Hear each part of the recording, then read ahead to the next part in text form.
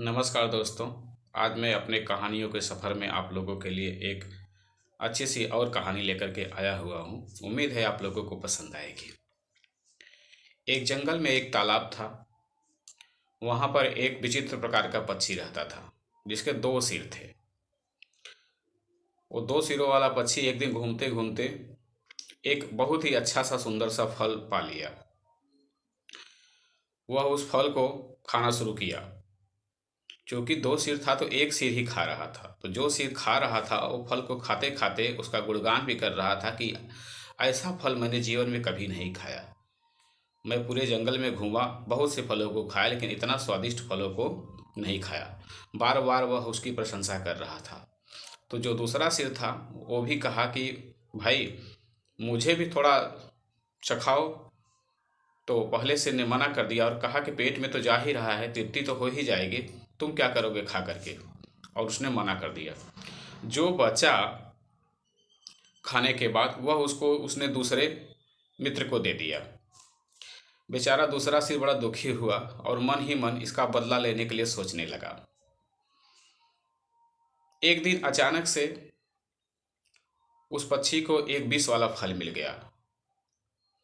दूसरा सिर उस फल को ले लिया और कहा कि देखो, ये मुझे विष वाला फल मिला है, आज मैं इसको खाऊंगा। पहले सिर ने कहा कि अरे इतना पागल मत बनो, ऐसी मूर्खता कोई करता है क्या, इसको खाने के बाद तो हम मर जाएंगे। लेकिन बदले की भावना से प्रेरित होकर के दूसरे सिर ने उसको खाना बंद नहीं किया और खाता रहा। नतीजा ये निकला कि वो पक्षी मर गया। दो सिरों वाला पक्षी मर गया।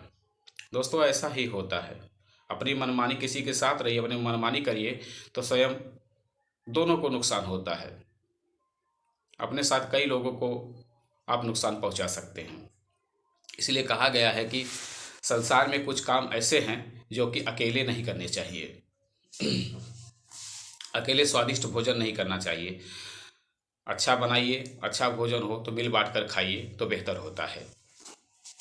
अगर दो चार लोग सो रहे हैं तो वहाँ पर अकेले जाग कर खटखुट करना ठीक नहीं होता है।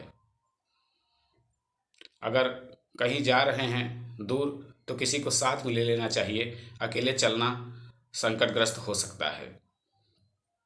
और कहा जाता है कि कोई बड़ी समस्या है तो उस पर आप अकेले नहीं सोचिए। अकेले सोचने से समस्या का सलूशन निकलना थोड़ा मुश्किल होता है, कठिनाई होती है। इसलिए जटिल समस्याओं पर अकेले नहीं सोचना चाहिए।